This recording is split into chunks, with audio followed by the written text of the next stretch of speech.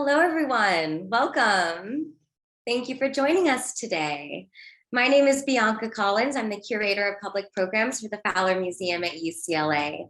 Thank you for joining us today or tonight, depending on where it is you're tuning in from around the world. The Fowler is proud to present today's program, Traces of Humanity, the Armenian Cultural Legacy in Los Angeles, in partnership with the Ararat-Eskijian Museum, the J. Paul Getty Museum, and UCLA Promise Armenian Institute, as part of the Fowler's Vital Matters, Stories of Belief series of programs, generously funded by a grant from Lilly Endowment Incorporated. Before we get going, a bit about our guests. Maggie Mangassarian Goschin has served as director of the Ararat-Eskijian Museum for the past 24 years. In this role, she has turned the museum into a world-class cultural and educational center that houses authentic Armenian heirlooms. She takes pride in the museum's recent expansion, which includes 3 libraries, a rare archival room, and a periodical room for students, researchers, and scholars in the field of Armenian Studies and the Caucuses. Goshen continues to advance the museum's collection, encourage families to actively participate in the preservation of Armenian history, and fosters their appreciation of family heirlooms. Amy Landau is Director of Education and Interpretation at the Fowler Museum at UCLA, where she oversees programs, educational initiatives, gallery interpretation, and co-leads the Fowler Initiative, Engaging Lived Religion in the 21st Century Museum. Landau is also Director of Art, Religion, and Cities at Morgan State University, which she co-founded in 2018. Landau previously served as Director of Cultural Affairs and Curator of Islamic and South and Southeast Asian Art at the Walters Art Museum from 2009 to 2018. In 2017, she was a fellow at the Center for Curatorial Leadership. Landau lectures and publishes on representations of religion in museums, early modern cultural exchange, and the Armenian community of New Jolfa. Elizabeth Morrison is Senior Curator of Manuscripts at the J. Paul Getty Museum. She received her PhD in the History of Art from Cornell University and began work at the Getty in '96. During her 25 years there, she has curated numerous exhibitions, including Imagining the Past in France, 1250 to 1500 in 2010, and Book of Beasts, the Bestiary in the Medieval World in 2019. She has published on both Flemish and French illumination and has served on the boards of the International Center of Medieval Art and the Medieval Academy of America. She is currently the Vice President, Governance and Nominating of the Association of Art Museum Curators. Hegnar Zeitlian Wattenpa is Professor of Art History at the University of California, Davis. She researches the visual cultures of the Middle East. Her book, The Missing Pages, The Modern Life of a Medieval Manuscript from Genocide to Justice, published by Stanford University Press in 2019, is the only one to win awards from both the Society for Armenian Studies and the Ottoman and Turkish Studies Association. Her research has been supported by fellowships from the J. Paul Getty Trust, National Endowment for the Humanities, and Fulbright Hays, among others. Wattenpa is a fellow of the Guggenheim Foundation, as well as a National Endowment for the Humanities Public Scholar. Before we get going, I just have one quick technical bit of housekeeping. During today's program, any questions, comments, or ideas for collaboration can be submitted through the Q&A function found at the bottom of your Zoom screen. All right, that's all from me. Over to you, Amy. Hi, everyone. Thank you for joining us. This is the Fowler's programmatic series, Vital Matters, which focuses on works of art that are of vital importance to the cultural heritage of individuals and communities. We are here today as a result of a collaboration between the Fowler Museum and UCLA Library Special Collections, which has generously lent us a page from the Glotzor Gospels, a masterpiece of 14th century Armenian art and one of the most important Armenian manuscripts in the United States. Thanks to our library colleagues, especially Consuelo Urchela Metzger, Heather Briston, and Jennifer Osorio, a beautifully illuminated opening from the Gladzor Gospels is currently on view in the Fowler exhibition entitled Communication Systems in a Global Context, and I hope you all will come visit us very shortly. This exhibition was part of a larger initiative during the university's centennial year to explore UCLA's vast and diverse holdings across many different units and disciplines. Collections are aggregations designed to help us understand people, places, objects, and ideas. They are created through a process of selection, often systematic and occasionally eccentric. The decisions made by earlier curators, librarians, collectors, and donors leave behind legacies of knowledge astonishing in their range and in their scale. Today's program focuses on collections of Armenian art and culture in Los Angeles, which, as we know, is home to the largest Armenian population outside Armenia itself. The three collections which are at the heart of our discussion are different in scope and mission. The Ararat-Eskijian Museum tells stories of the Armenian diaspora through the lens of cultural artifacts, so costumes, coins, jewelry, and other heirlooms, gifted by Lucas Eskijian and other Armenian families. The J. Paul Getty Museum's collection, shaped by art historical and curatorial selections, focuses on high points of Armenian manuscript illumination, including such famous named artists as Mesrop of Khizan and Toros Roslin. The third is the UCLA Library, which happens to be one of the largest repositories of Armenian materials in North America, containing photo albums, newspapers, diaries, correspondence, and more. These holdings are continuously built up by librarians and academics, and they enrich the research and teaching at one of the most vibrant programs of Armenian studies worldwide. I would like to thank our colleagues in and associated with UCLA Armenian Studies and the Promise Armenian Institute, who have really supported recent Fowler programs.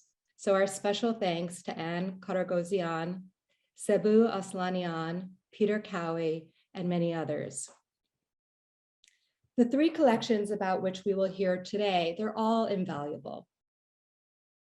Individually, they present particular glimpses of Armenian culture. However, together, they offer a complex and nuanced picture of Armenian experience, from records of daily news and mercantile agreements to accounts and images of genocide, to family albums and photographs of memorable and also mundane places, to theological treatises, high fashion, and art.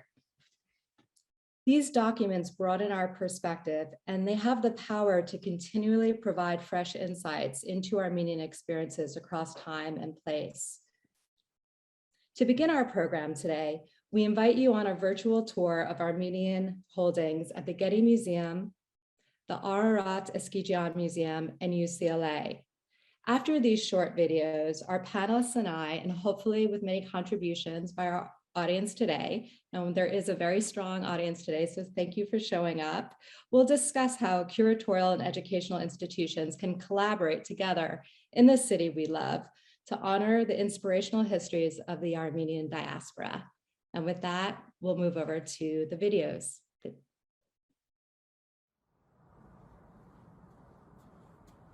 Hi, and welcome to the J. Paul Getty Museum. I'm Beth Morrison, Senior Curator of Manuscripts.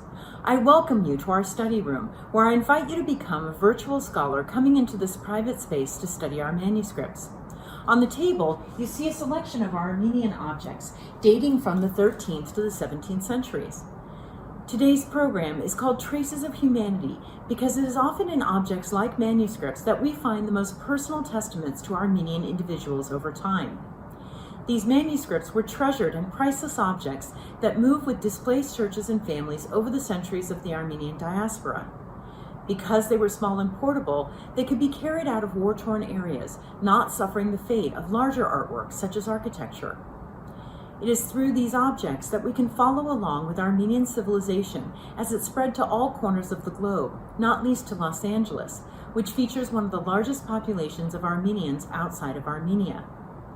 It is our privilege and honor to share Armenian manuscripts, not just with the strong Armenian community here, but also to give travelers from elsewhere in the United States and abroad perhaps their first glimpse of these amazingly beautiful artworks. And now I'm going to move the camera so we can take a closer look. Welcome back to the study room, where I've moved the camera so we can take a little bit of a closer look at this particular set of objects. What you see in front of you is a gospel book. it was illuminated by an artist named Mesrop-Eskijian, who was one of the best-known artists and most famous from Isfahan.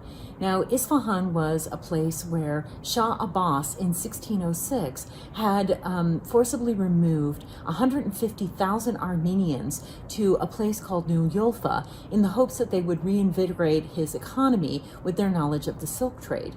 So this book was created just a few years later in 1615. And you can see that I've opened it up here to the opening that shows St. John the Evangelist. And I think you can immediately see how Mesrop-Eskijian really breathes life into these amazing images. Here's John standing, and he's receiving divine inspiration in the form of this blue light that shoots down from heaven directly into his mouth.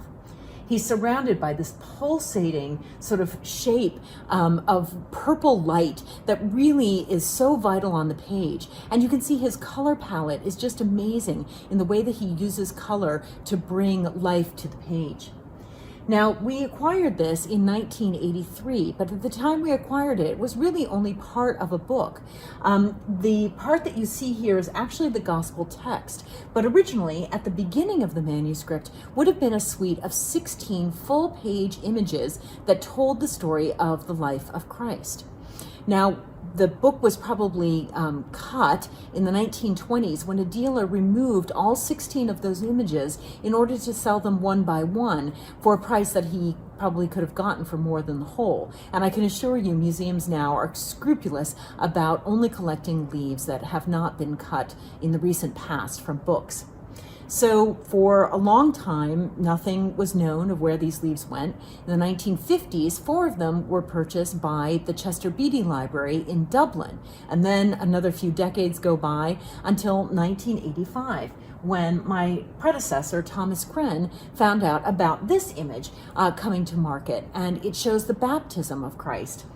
And you can see here's Christ in the middle with St. John on the left-hand side, an angel on the right. And you can see that his wings actually break the frame of the miniature with their energy as he alights near the River Jordan.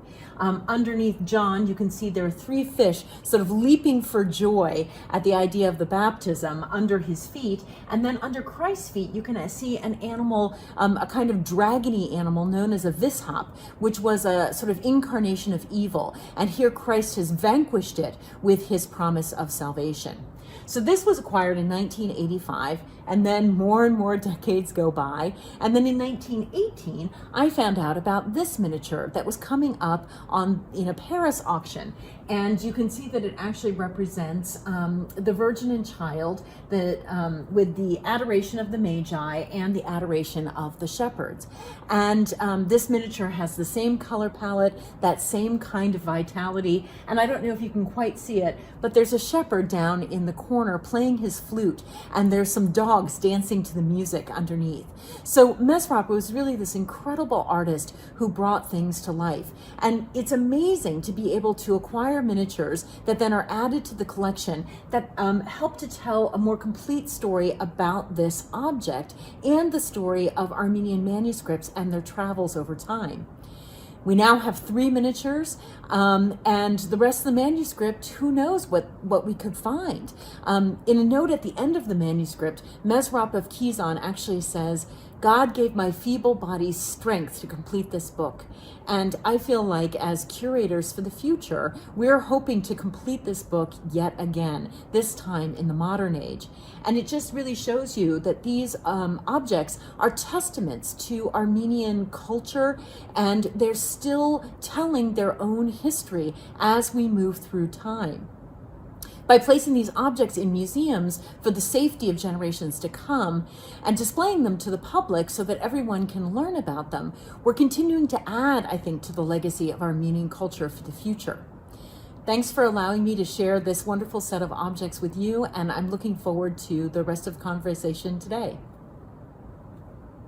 Welcome to Ararat-Eskijian Museum. My name is Maggie Goschin. I'm the director of the Ararat-Eskijian Museum. Today I'll be sharing with you one of our objects, sacred objects that we acquired recently. Right before the pandemic, I was working with an antiquarian for other sacred objects, and during our conversation, I stumbled upon this beautiful artifact that is a Phlabellum that was used was donated to the Holy Cross of the Akhtamar Church in Lake Van, present-day Turkey. It does have the Armenian inscription and is dated 1791. We were very fortunate that we could include this beautiful sacred object as part of our collection, and today it is displayed in our showcases. Shortly, I will be presenting a brief presentation about the use of the Phlabellum in the Armenian Church, how it has integrated into our Armenian liturgical service, as well as what the theological symbols stand for. In addition to this beautiful artifacts that we have in here, I would like to also bring to your attention that we do have beautiful oil lamps that are saved from the churches of Subsarkis and Subkiragos located in Diyarbakir, present-day Turkey, with Armenian inscriptions as well as other sacred objects. We also have beautiful jewelry that was by the work of the Armenian silversmith from Van or different regions that are widely used in the Armenian costumes, as well as beautiful costumes, textile, coins, antiquities to present day. The earliest coins we have is 600 BC. As well as beautiful paintings, beautiful embroidery, a large collection of copperworks with inscriptions, household items, personal accessories, purses, antiquities, as well as military, especially Armenian American who fought during World War II in the US. Also beautiful shoes, slippers, embroidery, as well as paintings by various painters.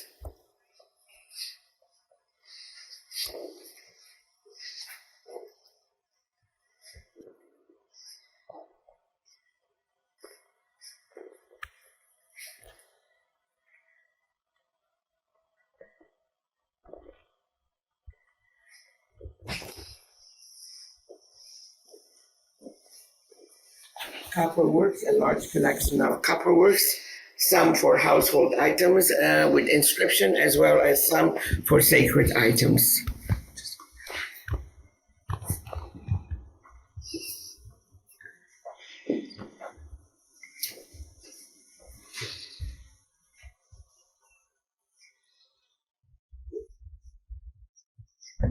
Just a brief background about the Ararat-Eskijian Museum. The museum was founded by Galatore Eskijian, who was a survivor of the Armenian genocide.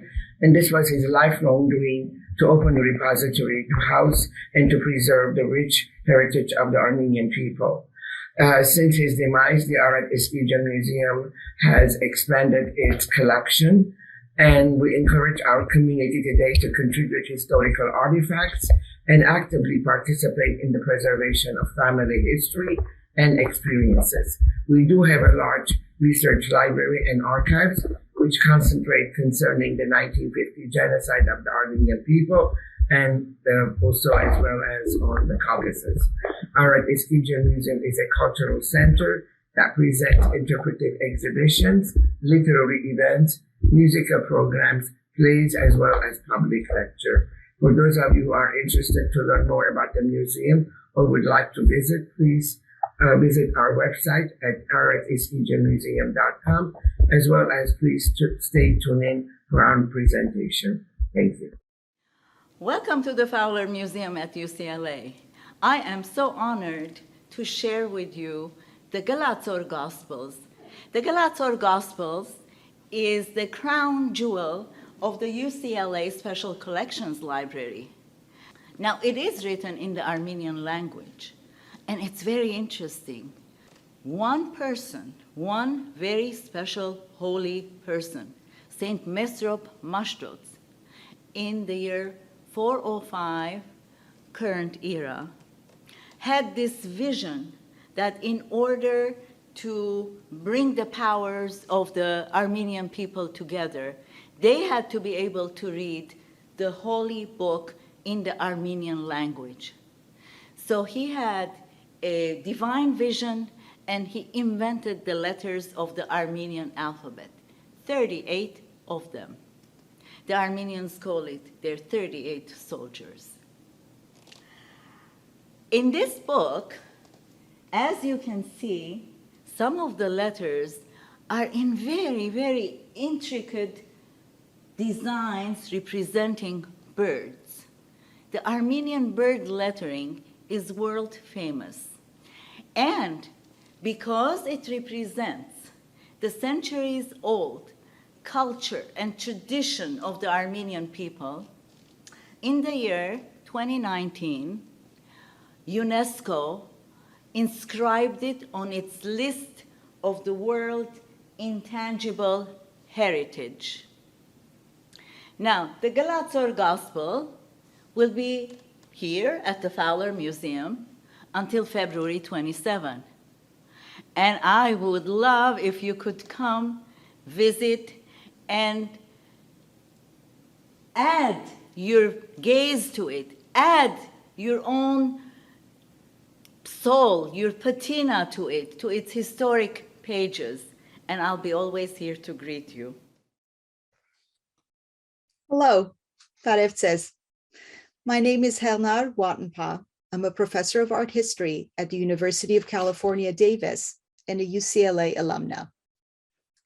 Today, I share with you the story of a medieval manuscript known as the Glotzor Gospels.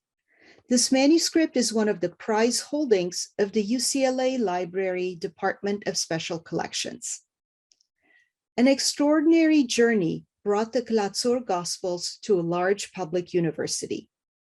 The Gospels was created in a kind of university as well, a medieval monastic center of learning, Gladzor, after which it is named, located in Vayotzor in the Sunnik region of present-day Republic of Armenia. Between 1300 and 1307, a group of artists, including at least 2 scribes and at least 5 painters, created this book. Their names are unknown except for one, Toros of Daron. Just under this painting of the Ascension of Christ, he added a note to ask us to remember him. The book begins with a genealogy of Christ, stretched over 8 pages. This is the most extensive illustration of the ancestors of Christ ever attempted in a medieval manuscript. Ancestors appear in uniform frontal poses, seated on thrones, some with crowns and some with halos.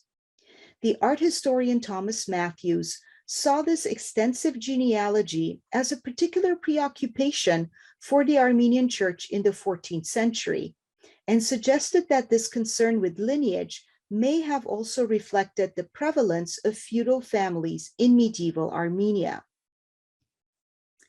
Thomas Matthews argued that the paintings in this manuscript show a distinctively Armenian way of understanding the life of Christ.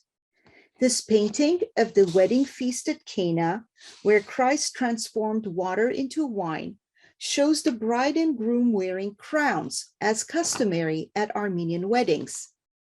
Next to them, to the left, Christ joyfully lifts a beaker full of wine. This is unusual, as most Christian art does not show Christ in the act of eating or drinking. A large chalice in the middle of the composition symbolizes the connection to the Eucharist. Gladzor Monastery was a center of medieval Armenian theology. The Gospels was likely made for the most famous of these theologians, Yesai Nechetsi, who served as the abbot of Gladzor for nearly half a century. The monks participated in the major dispute of their time. Should the Armenian Apostolic Church join the Roman Catholic Church in a union, or should it remain in an independent church with its own leadership, liturgy, and artistic traditions? The church fathers at Gladzor wanted the Armenian Church to remain independent. Much of what we know about the life of this book in the 700 years since it was created comes from its colophons or hishadagarans. These are notations added to the gospel book. Around 1337, the manuscript passed in the possession of the noble Broshian family. However, when Timur conquered the Sunnic region in the late 14th century, he also captured the gospel book. The Broshian rescued it at great cost. In the medieval Armenian tradition, as today, manuscripts like this were not simply books. They were sacred objects that were powerful, that could bestow blessings and curses. If they fell in bondage, believers had to rescue them. The Broshians deposited the Gospels in another great monastery, Gerat, which is today a UNESCO World Heritage Site in the Republic of Armenia. At the beginning of the 17th century, the Safavid ruler of Iran, Shah Abbas, forcibly moved a community of Armenian merchants active in the silk trade to his capital, Isfahan, in order to help make it a center of global commerce.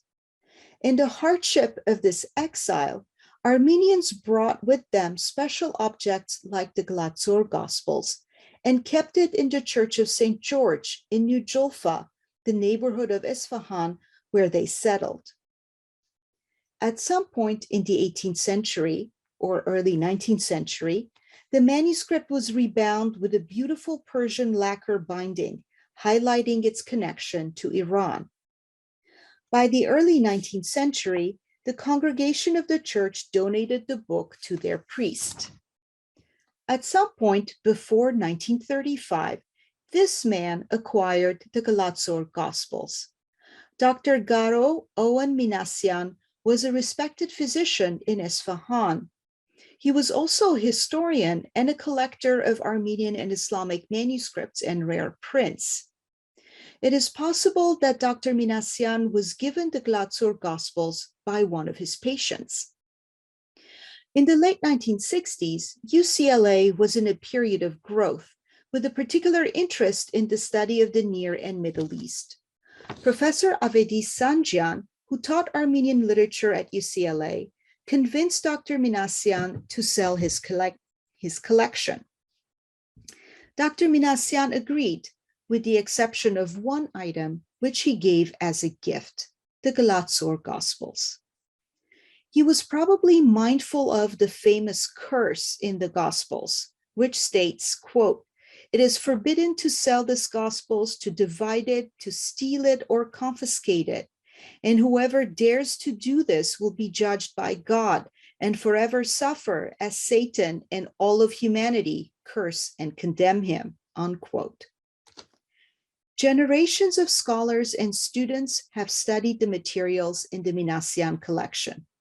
Librarians, conservators, and more recently, specialists of digital technology have cared for the collection and its jewel, the Galatzor Gospels. While it continues to be a religious object sacred to Armenians, the Galatzor Gospels, like every longtime resident of Los Angeles, is connected to many communities and has many stories to tell of medieval art and faith, of memory, but also migration, global trade, and transnational connections. Dr. Minassian knew that a book like this could only be gifted, never sold.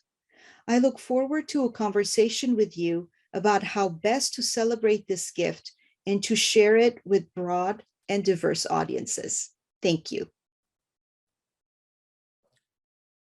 Thank you.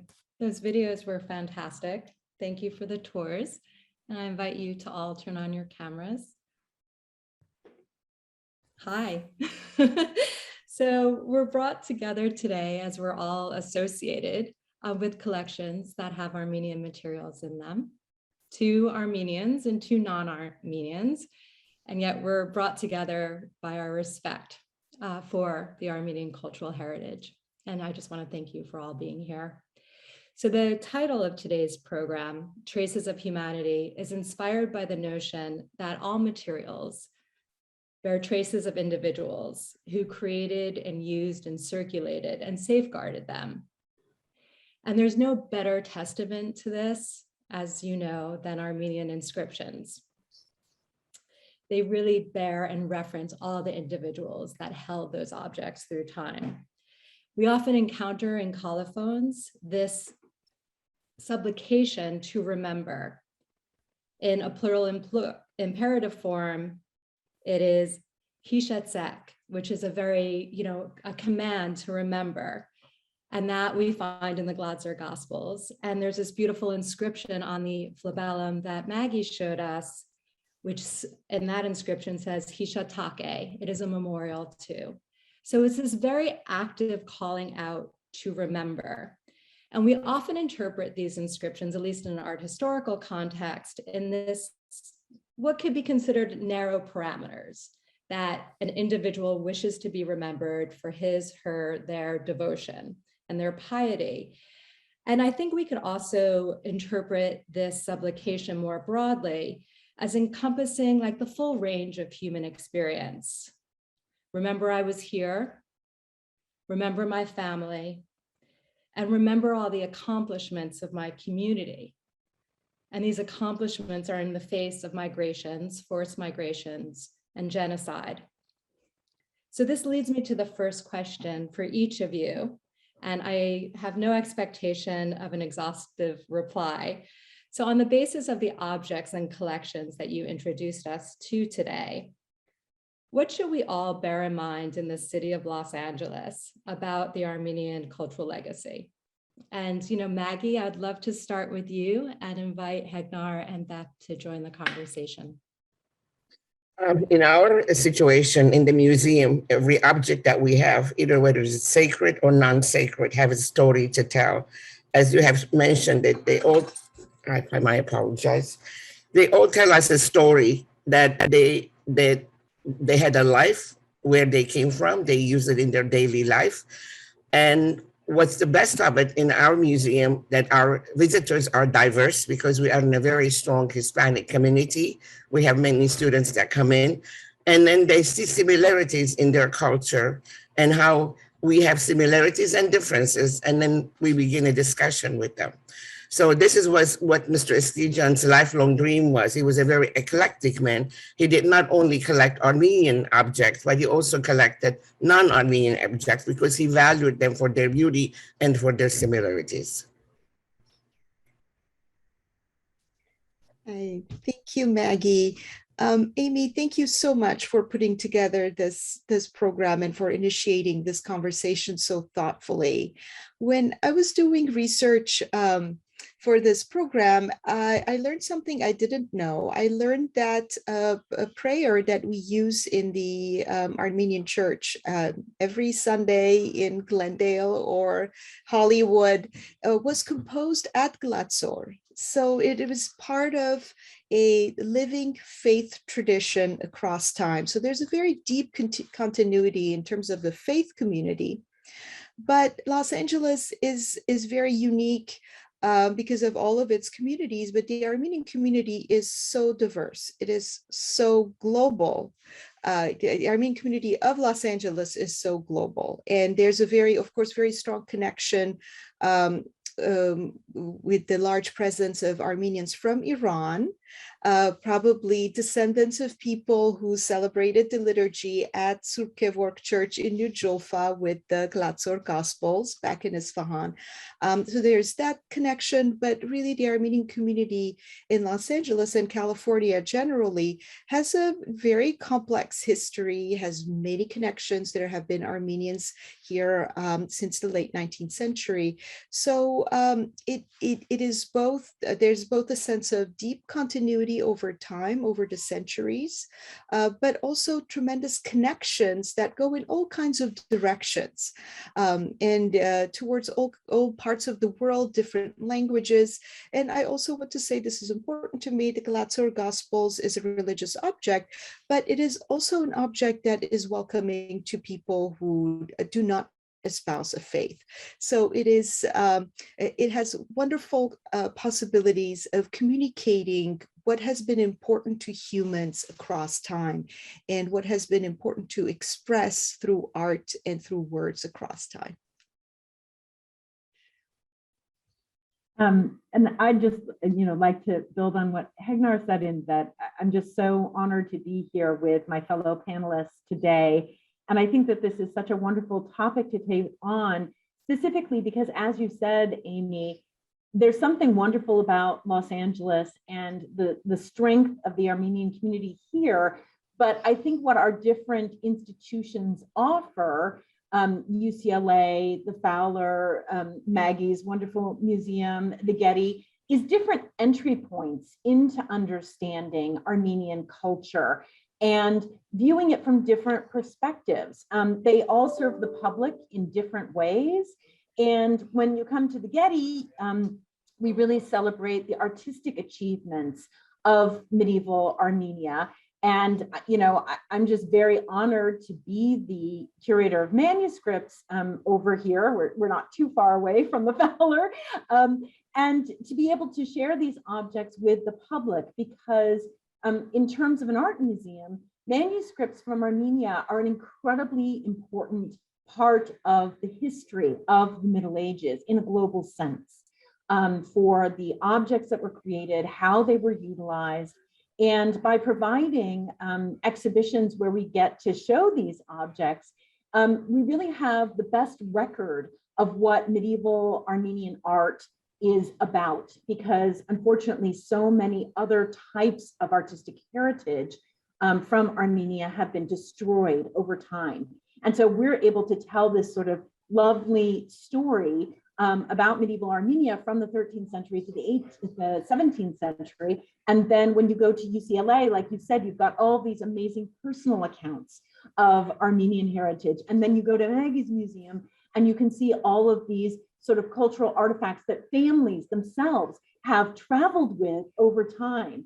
And I think that's one of the things that really unites, when I was listening to the lovely videos, this idea of the movement of objects over time and the accretion of meaning through those travels. The history doesn't just end when the object is made, but people here in our community, ourselves, other people who come to visit, are adding to the meaning and celebrating and continuing that meaning. And that's what's so important to me.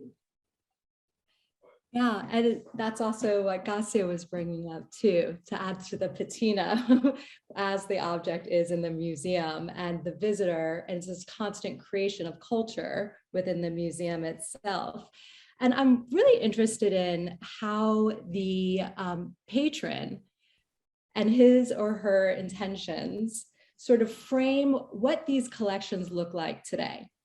So for example, Maggie, you've brought forward the founder of your museum, Eskijian, and Hegnar, you brought up Garo Minasian. And so I wonder if you could speak a little bit how their personalities, their hopes, and their desires inflected those two particular collections. And then perhaps after, Beth, you'll join in and talk about the collection at the Getty. In our case, Mr. Eskijian was 7 years old when he came in. So he was a survivor. He went through the genocide. His father, he had lost his father.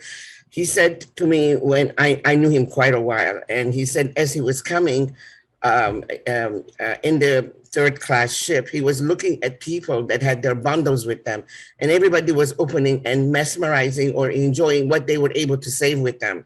For him, that has a deep meaning, and he said as he was growing and he was adding to his collection, at a young age, he decided he wanted to become a collector, and he started collecting. He was involved in during World War. He was in Europe. He collected a mass of objects with him, and he became part of the foundation of the museum. But that didn't stop him. He always was looking at not only for the museum, but also helping the community. He had helped diverse community members. He was an architect himself. He was a builder. By helping them, building them structures for them, or clubs, or the churches, as well as inviting them to also contribute to the museum. And this is how it began his collection. He thought that if he didn't continue that eventually this generation will forget. So there had to be a continuation. Thus, the museum became the center for to share with our community our rich heritage and continue, and also with this with their history as well, the similarities, their differences, to continue the legacy. And Maggie, what was his profession? He was an architect. An architect. He was an architect. But had a passion for history. He never spoke Armenian. He spoke only Turkish and English, but he had a keen eye. And sometimes when I come across the library as we catalog the books that he donated, I'm surprised he didn't speak Armenian, but he knew what to collect. He had a passion, and he gave that passion to me to continue. Were his tastes shaped by a circle of individuals? I believe it's his father. He said that when he came to the United States, they were living in an area in the milieu of a collector, a family who were collectors. At a very young age, he got exposed to that life. And he was 9 years old. He purchased his first painting because he was doing different chores. So he was always looking and collecting.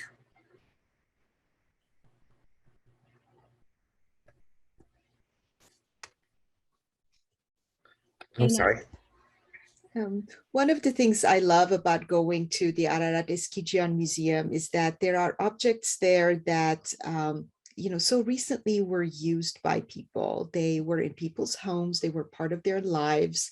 There are embroideries there by, grandmothers. And so the connection with families is very, very strong. And families that have gone through all kinds of difficult experiences of maybe genocide, migration, but also immigration and difficulties adjusting to life in the United States. And so it tells all of these rich stories, and it's a place that I really love. And Maggie is an incredible at the center of that. Of course, Dr. Mangassarian was a very different kind of person from Mr. Eskijian. He was, well-to-do physician in Isfahan, Iran. And he was also a historian, and he had a very expansive view of what is an important historical artifact. And UCLA has his collection of Armenian materials, but also an enormous collection that he collected of Islamic materials in Persian, in Arabic, in Urdu, in Turkish. So he was somebody who had a very expansive view of, he loved the book arts, and he loved rare printed books. So he had manuscripts and printed books. And I learned recently that when UCLA acquired the Islamic section of Dr. Mangassarian's collection, it immediately made UCLA, and correct me if I'm wrong, library people, if you are here, it made UCLA the second or third most important collection of Islamic manuscripts in the United States. And that's something, the first one being, I believe, Princeton and Yale. And it's something that I had not realized, even though I was a student there. And I was looking through some of the Islamic materials that have been beautifully cataloged, and some of them have been digitized through our friends at UCLA Special Collections. And there's a tremendous variety. There are religious books. There are books about Shiite Islam theology. There's tons of poetry, books on scientific subjects, books on calligraphy. It is really amazing. About his Armenian collection, one of the things that I found very interesting is that you can see that he is a historian thinking historically about what kinds of materials are important as sources for history. So he collected manuscripts, and we know from the archives preserved at UCLA Special Collections that many of his patients figured out that, Dr. Mangassarian really likes old things. So if if you're his patient, you have the option of paying him through whatever old stuff you have in your attic. And some of these old things were amazing things that we admire and value today as works of art, as historical objects, as religious objects. So the Mangassarian collection contains religious correspondence. So letters exchanged between leaders of the Armenian Church on a variety of topics. And so these are really interesting historical documents.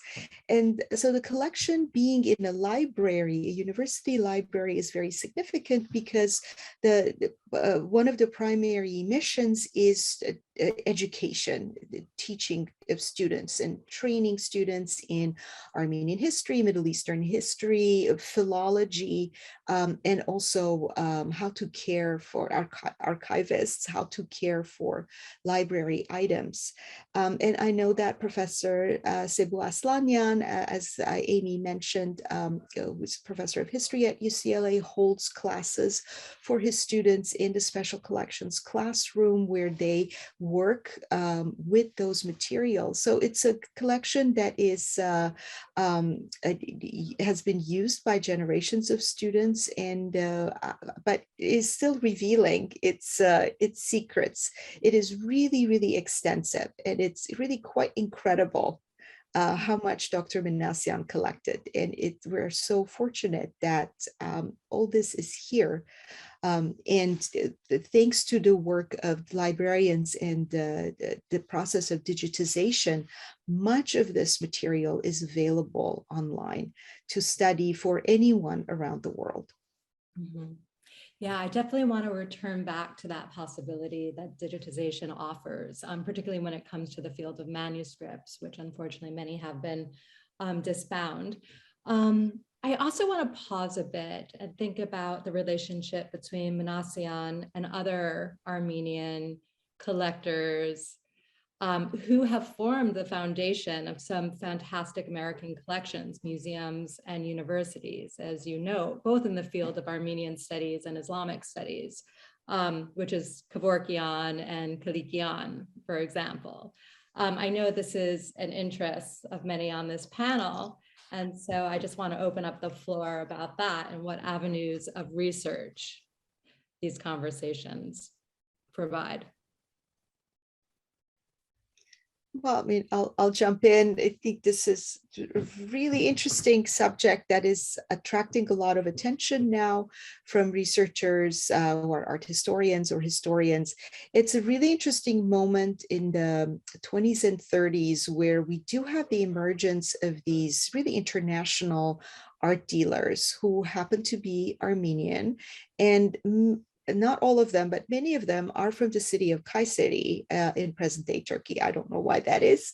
And they have made their collecting, their and their network of clients has had an enormous impact on the way we understand several fields of art today in the United States, Armenian art, but also Coptic art and also Islamic art. And of course, Amy, your previous institution, the Walters Museum, which has a superb collection of Islamic and Armenian materials. That collection, Mr. Walters, another collector and philanthropist, he was a major client of Dikran Kelekian's. And there's a downside to this, as Beth alluded. In the 20s and 30s, the standards for art dealers were very, very different. Things that we find absolutely unacceptable today were, that was not the way people thought in the past. And so there are many, many examples of books like the wonderful Gospels by Mesro Bufkhizan that's shared with us, that have books that have been manuscripts that have been separated, because dealers find that selling each page separately, especially a page with a beautiful painting, is more lucrative than selling the entire book. So these are questions that people in art history and the museum world are thinking about very, very thoughtfully today. With all of their complexity, with the problematic aspects and the aspects that help us understand these global networks of people in movement and objects in movement, and how these movements take place, and how these actions by various individuals have shaped our understanding of art history today. And how do we, what do we think about these contributions now? And what are the things that we want to critique? And what are the things that we want to recall and amplify? Mm-hmm. And Beth, in terms of those individuals who've shaped your collection at the Getty, would you like to speak a bit about that? Yeah, it was interesting that Hegnar brought up when the gospel book that I showed had its full page miniatures removed. I was thinking about the sort of like the movement in the 20s and 30s in terms of the recognition of the importance of Armenian manuscript illumination and how that has been passed on to contemporary collectors such as Walters. And at the Getty, the foundation of our collection was the Ludwig collection. And Peter and Irene Ludwig, who were in Aachen, Germany, collected largely Western European manuscripts, which remains the bulk of our collection. But I really view our role is in terms of trying to place Armenian manuscript illumination within the larger context of medieval production and accomplishment. And so we at the Getty have Armenian manuscripts, but we also have Ethiopian manuscripts and Byzantine manuscripts, and we even have a couple of Islamic manuscripts.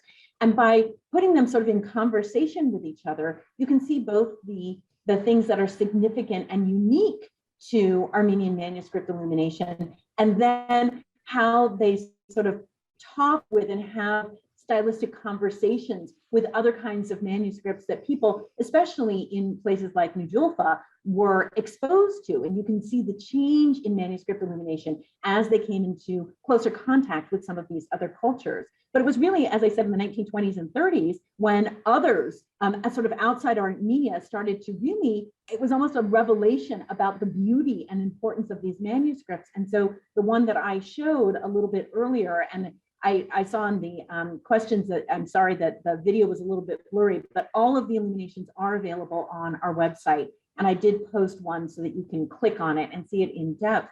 But the amazing thing is that it was originally removed from Persia by Jean-Jacques de Morgan, who was a Frenchman who was actually head of Egyptian antiquities in Egypt for a while, and then moved to archaeological digs in Syria and was placed in Persia, and then collected from these different places and brought everything to Paris, which of course was a great center for the Armenian diaspora in the early part of this century. So it really just shows you the sort of varied interest, but then how all these objects have sort of ended up in Los Angeles. Mm-hmm. And Beth, I have a question about the scope of the collection of Armenian manuscripts at the Getty. Is it primarily medieval period, or do you have later examples? Well, it's interesting you say that, because it depends a little bit on the culture. The forms that you see in Armenian manuscripts starting as early as the 13th century are very similar to what you see in the 17th century in the pre-modern period. And so, like if you were talking about France, you wouldn't be talking about medieval illumination in 1615, but because the forms were so similar and so sacred, they were repeated and had meaning for these people who were commissioning them, and they still wanted handmade, beautiful gospel books. And so that tradition lasted a lot longer in places like Armenia and even Ethiopia. Today, you see very similar forms to what we have in our collection, which is from around 1500. So it really does vary a little bit by culture. But yes, our collection extends from 13th into the 17th century. And I wanted to shift the conversation just a little bit and talk about mission and outreach. And Maggie, your institution is much loved by the various audiences you serve, and you have a very robust program. So can you speak a little bit about the mission of your museum and recent programs you've had? When I came in, Mr. Eskijian was already in his late 80s, and I realized that we have to bring life to the museum. And one of the ways we can bring life to the museum and to the objects, to the community, is to lecture programs. And we began the lecture program. And that's, so far we've done over maybe 300 programs. And we do it monthly or bi-monthly. We work with various organizations, and Promise Armenian Institute is one of them that we organize with. Nasser in Belmont, Massachusetts, Hushamadian, the Genocide Museum in Armenia, or the local organizations in the community. This way we introduce new publishings, young and upcoming scholars, so that we have a bridge with the community, so that it became a culture of our history and what is new in the community. We've done exhibitions, movies, documentaries. In fact, we've had young students, filmmakers come in and use the premise as part of their projects for their school, for their films. And we're always available for them, because this is what the museum is about. This is what the mission of Mr. Eskijian was. It's a bridge, a center for all Armenians and non-Armenians to use it, especially during the centennial, the Armenian genocide commemoration. We were inundated with documentarians, individuals. In fact, we've had celebrities that come in because of the movie, the Promise movie. We've had the costume designers because of the rare collections of costumes that we have, which will be shortly exhibiting in the next week on Gesaria, that Hegenar mentioned it. It's a very large collection of one family that came in 1860s. Collection came with them from Gesaria to Constantinople. It shows the migration of the family and their integration, yet maintaining their identity, and how they also served in the U.S. in the military. And all of this, the entire collection, we have about 22 costumes that we'll be showcasing. All of this is available next week, and it's on our website. And it's called 1860 Gesaria, currently Kayseri, to Los Angeles, Mapping Cultures and Sharing Stories, similar to what we're doing today, but from a different perspective, looking from a cultural end of it. Along with that, we have organized a conference, and Sylvie Marian will be one of the speakers as well, talking about the Silk Bible. We looked at the cultural end of it. I know Professor Hovannessian has done a slew of programs academically, but I was looking from the cultural end of it. I'm not a scholar, I'm the organizer, but I was looking at the cultural end of it, how folk medicine played, midwives and textile and embroidery, all of that played a role in our day-to-day life. So this is our next conference coming up next weekend. That's fascinating. Thank you. Having an opening, because we'd all like to be in person. So it's a hybrid program. It's Zoom and in person. We are in a different mode now. Yes. And Beth, what about at the Getty? So, the Getty Museum, as I mentioned before, its mission really is about sharing the visual arts and understanding their role in sort of human culture by promoting, educating, exhibiting artworks. And so the Armenian collection is important in terms of, as I said, sort of placing things in context. And so, for instance, we have a number of upcoming exhibitions featuring some of our Armenian objects. And I saw a question in the questions about someone asking about whether we have, sort of a constant display of Armenian objects. Unfortunately, one of the things about manuscripts is that they're incredibly delicate and they're very sensitive to light. And so one of my sort of other jobs besides displaying is making sure that these objects remain beautiful and accessible for generations and generations and generations. And that means that we cannot expose them to light on a constant basis. So what we do at the Getty is we have about 4 exhibitions a year with different themes. And that really gives people an opportunity to see these objects operating in different contexts, understanding different aspects of them. So some of the upcoming programs that we have, for instance, we have an exhibition about new acquisitions right now. And we were able to recently acquire a beautiful crucifixion from that same manuscript that I showed. And that crucifixion is on display through, I think, the end of February. You can check the Getty website, so you can come see that. But in a few months, we're going to have an exhibition about the Virgin Mary, and we'll have a different Armenian manuscript in that exhibition. Then we have an exhibition about collecting in the Middle Ages, and we have a different Armenian manuscript in that exhibition. So we don't always have the ability, because our collection is so small of Armenian objects, to always have something on display. But the important thing is we make them available on the website. You were talking about digitization. We have every Armenian illumination in the collection on the website. We have a couple of recent acquisitions that we have yet to finish the photography because of COVID that will be going up soon. And we make those available free for download.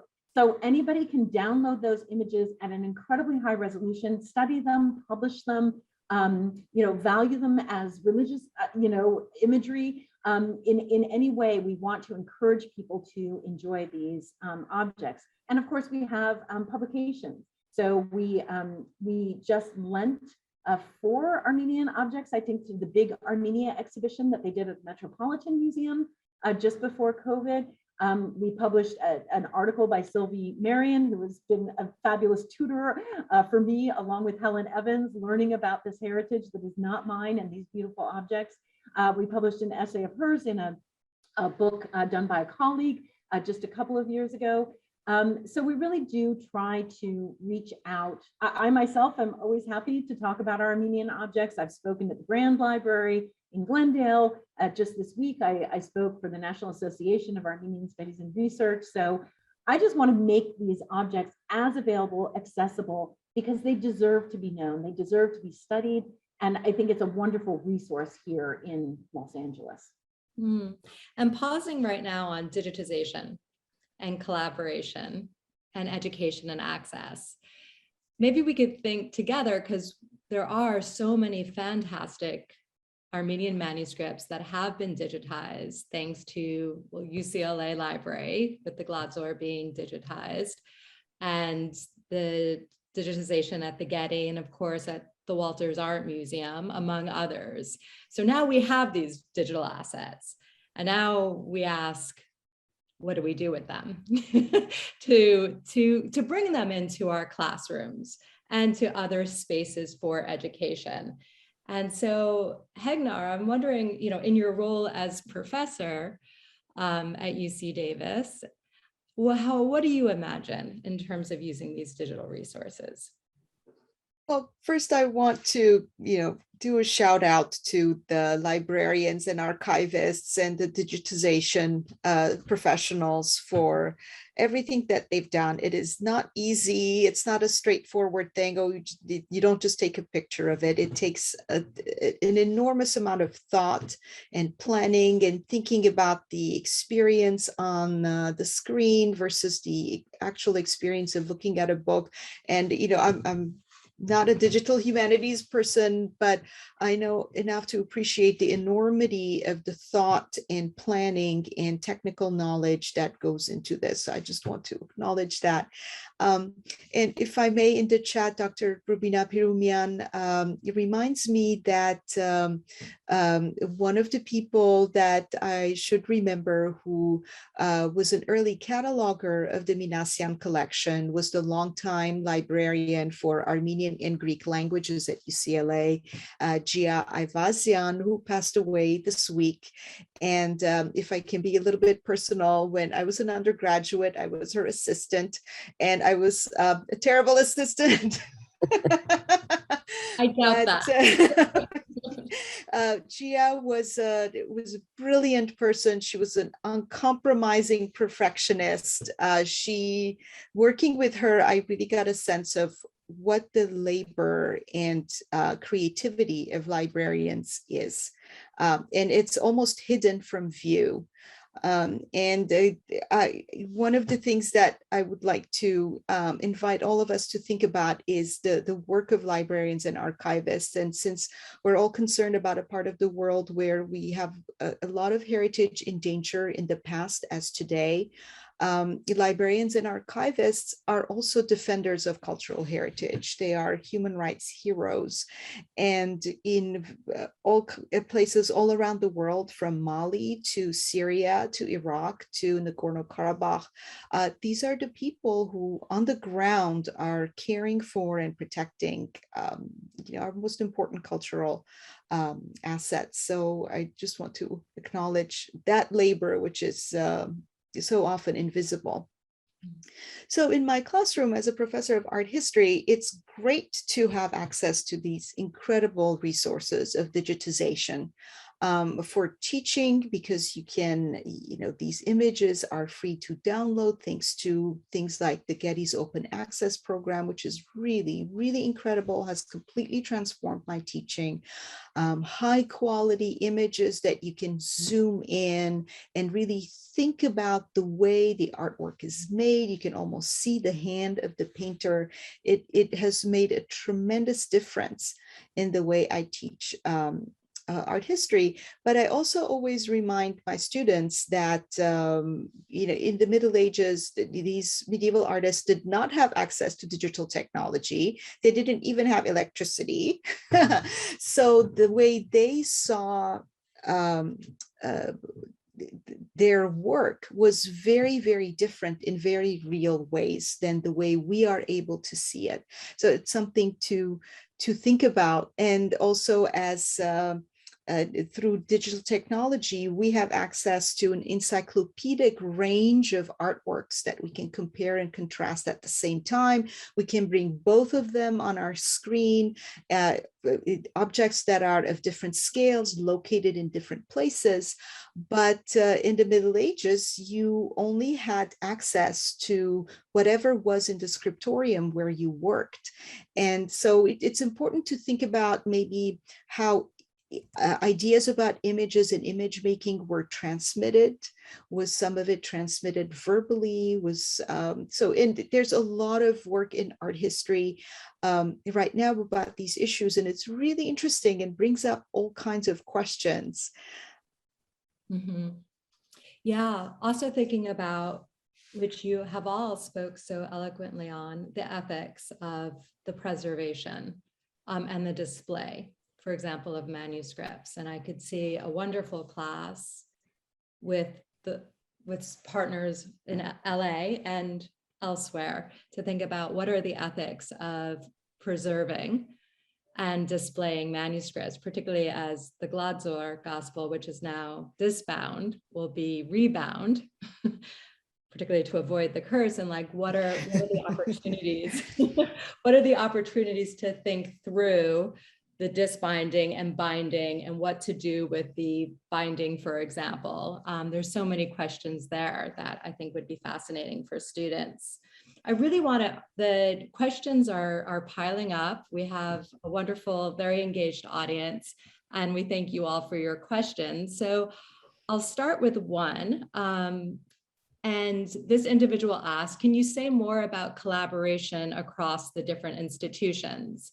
How did this impact the curating of the exhibition and how it is reflected in Fowler Program and Teaching? So let's start off with past collaborations, and maybe we just focus, we could focus on the Gladzor Gospel, because we know that was conserved right in the late 1990s at the Getty.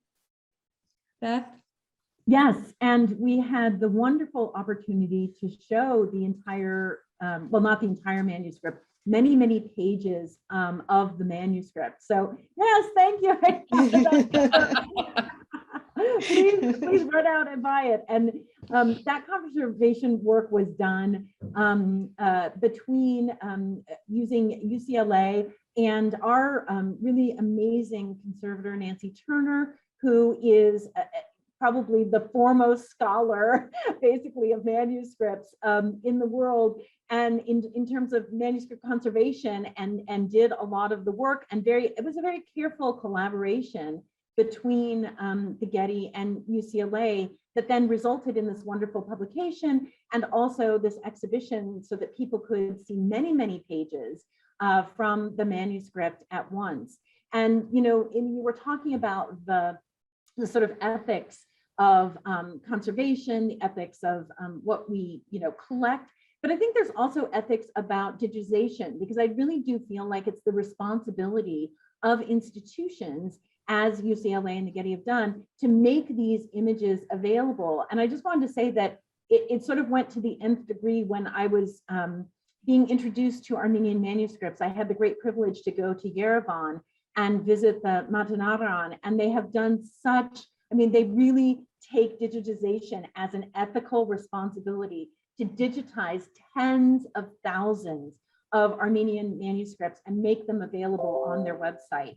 And I think that has changed scholarship for all of us, particularly people who actually study these manuscripts like Hegnar, but they're also, manuscripts, unfortunately, as we said, they're still having history, they're still moving, things can happen, even things like light damage. If we document them now the best way that we can, then in future years, we can see what kind of changes happen. It's all so important from the digitization perspective. So I think that that's really an important responsibility that we take on as the caretakers of these objects.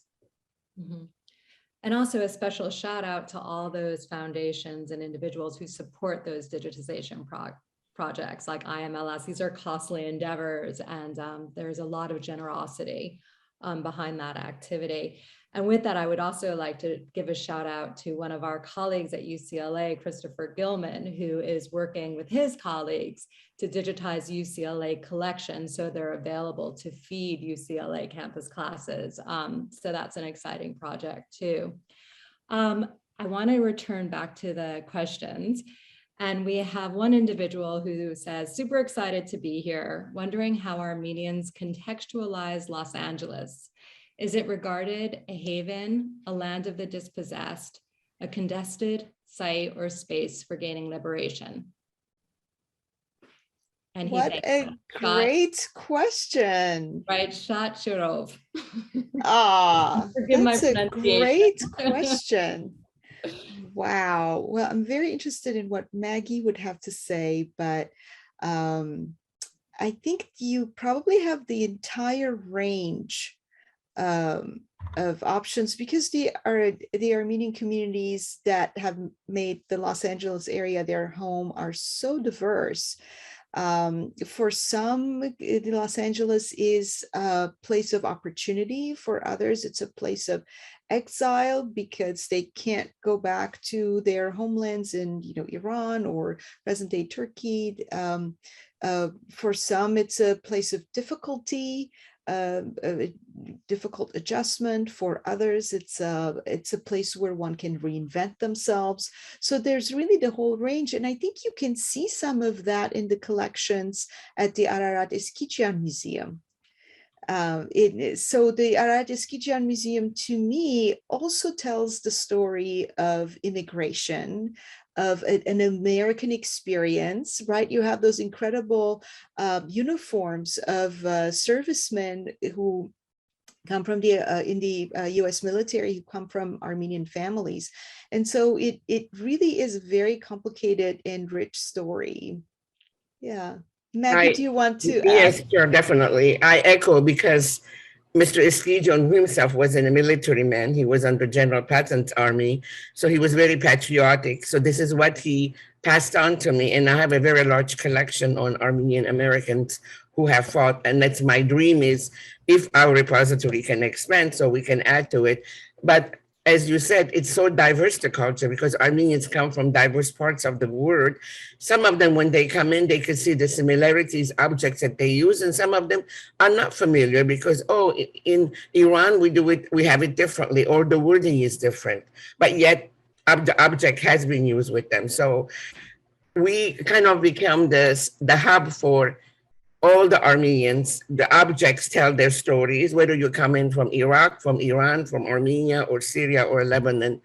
It's, how can I explain it? It's how life was then, and what you brought with you as an immigrant, and what you're displaying. It's all, you're showcasing it to, and all individual can take it, what they can relate to, where they come from. I hope I was able to share my point. Sorry. If I may, Amy, it just occurred to me, Something that our viewers might find really interesting is that as an illustration of what it means to be of Armenian origin in a place like LA today, there's a very vibrant contemporary art scene in Southern California, and many persons of Armenian origin participate in it in very different ways. And I want to give a shout out to one group of women artists. It's called the She Loves Collective. They have a website, and they've done, these are female artists based in Southern California, and they've done a number of experimental projects of various kinds, many of them thinking about gender roles in the Armenian community, what it means to be a woman in Los Angeles, thinking about gender identity in general. They do all kinds of really interesting things, and they also do happenings. So using the streets of Los Angeles as a stage for their, for their contemporary art. So, I mean, it's a very vibrant and active community today, and in all kinds of ways. Sounds fantastic. We'll definitely follow that up. Another question is about collaborations with institutions in Armenia. And Beth, you mentioned the Matzana Daran and Maggie and Hegnar. I also wonder if you wanted to speak to that. And also if we have anyone in the UCLA library, I think we do, in the audience. I know that Chela has been in conversation with her colleagues at the Matzana Daran about a conservation collaboration between UCLA and Matzana Daran. But I just want to open up. The museum does work with several, I shouldn't say organization. We were very much actively involved with the Genocide Museum Institute, but since the political situation has been difficult for the last 3 years, but on the sidelines, the museum is very actively involved with different professors on different projects. We're very much into archaeology. We provide funding, small funding from patrons, so we can continue to help them with publication as well as archaeological digging. And one of the projects that I'll be approaching you, Dr. Landau, soon for an exhibition with Dr. Cowie soon, hopefully. And then I'm very much into, I'm not an art, I love art history, but I didn't major in art history, but I do work with Professor Chukazian at the Yerevan State University. And we do provide small scholarship for art students so that they can continue their education.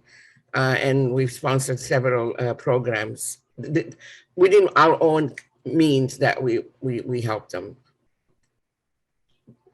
That's a little bit of a tease, Maggie, because I would love to have an exhibition of Armenian material drawing on all these wonderful collections at the Fowler. Good.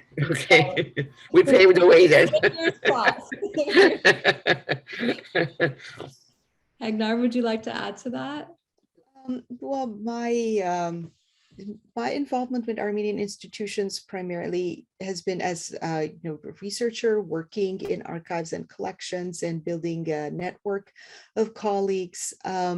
Recently, I was honored to be appointed to a committee that helps to promote the preservation of Armenian cultural heritage, particularly in Karabakh, by His Holiness in Echmiadzin. And it's a great honor to work with colleagues around the world to think about these issues in very broad terms.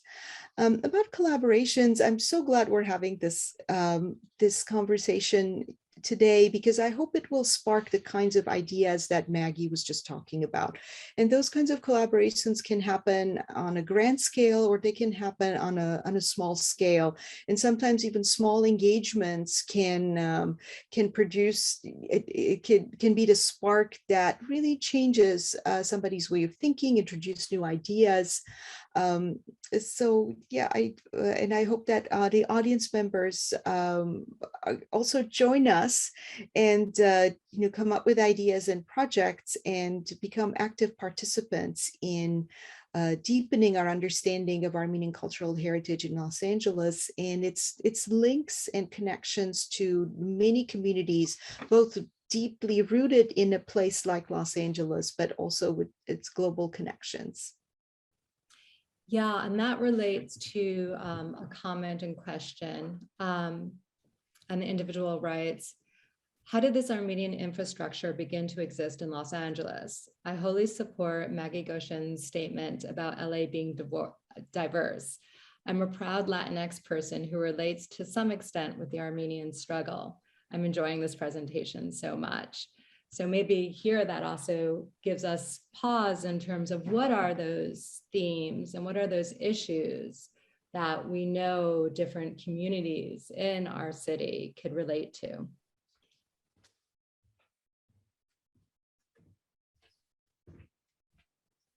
Well, family histories, including painful family histories, these are really universal themes.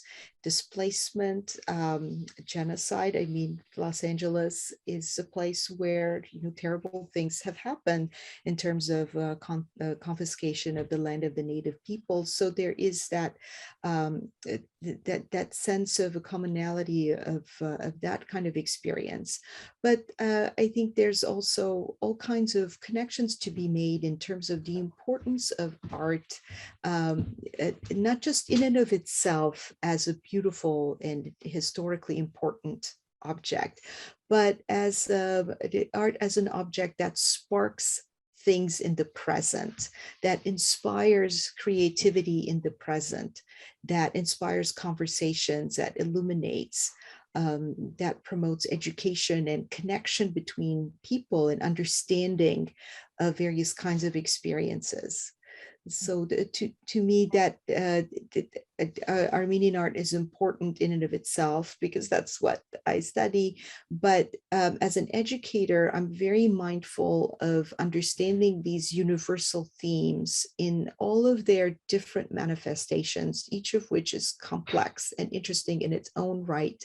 But it's also a way of connecting and deepening our understanding of each of these experiences in a comparative context. So thank you so much for that comment.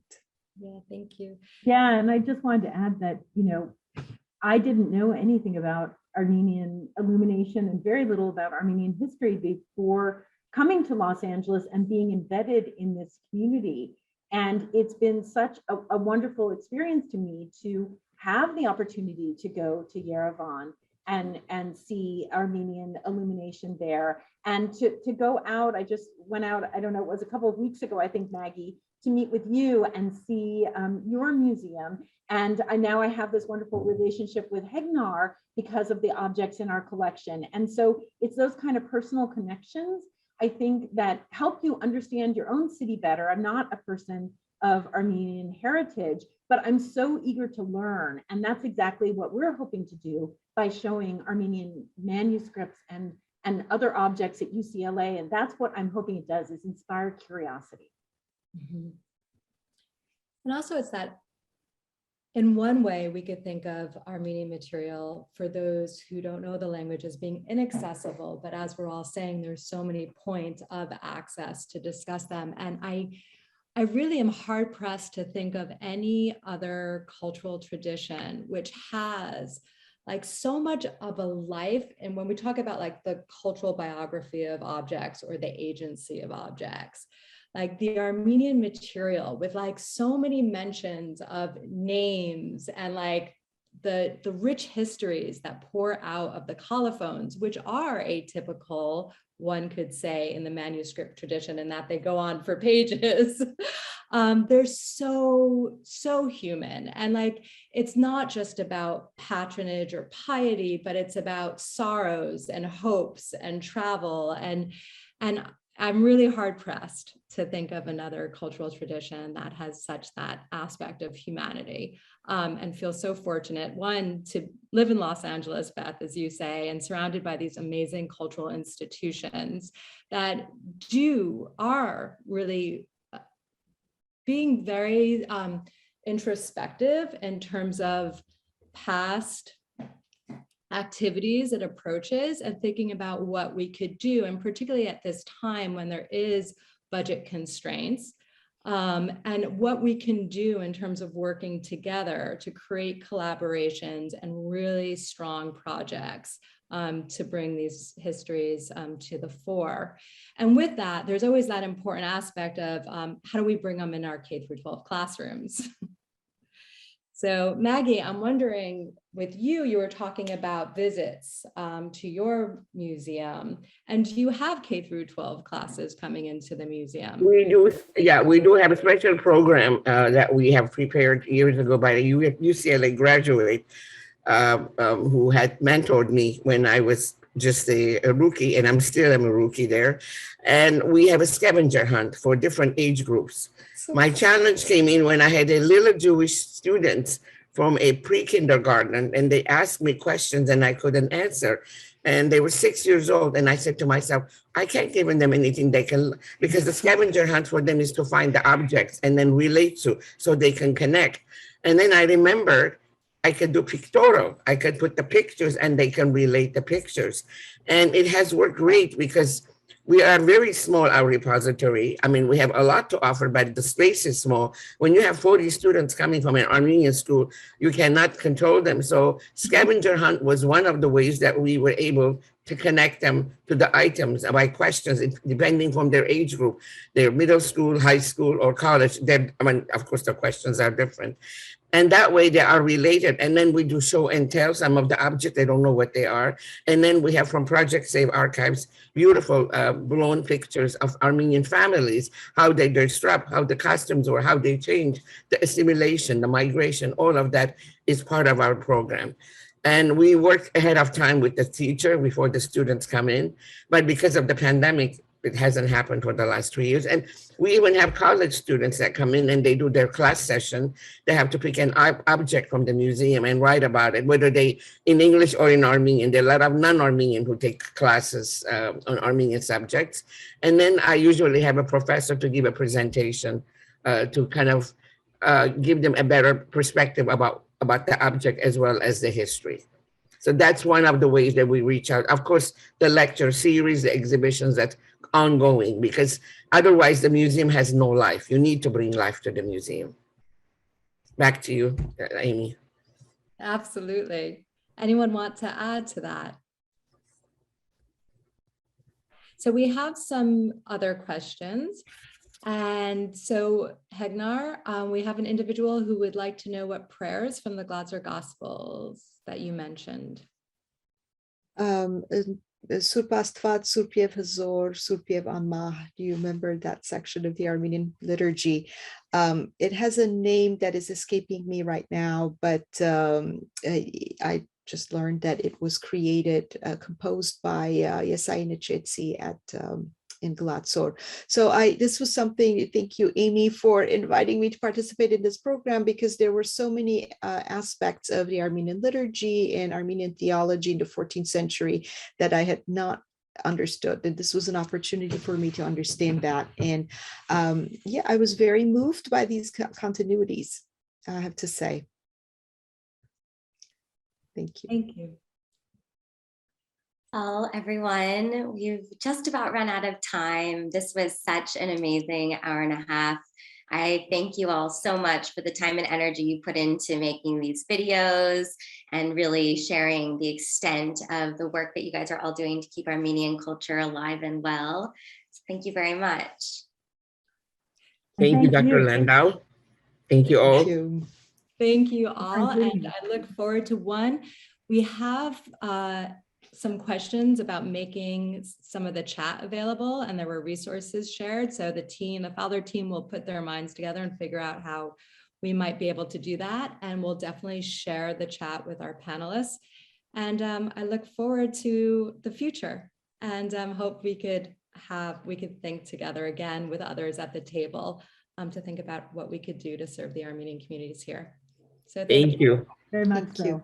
Thank you. Thank you to everyone who joined us today in our audience. This program has been recorded and will be available immediately on the Fowler's Facebook. And in several days, it will be uploaded onto the Fowler's website and onto our Instagram for you to revisit and share as you see fit. And we hope that you'll join us again for our next program. You can find details on the closing slide. In the meantime, we hope that you have a great week, and we'll see you next time. Thank you.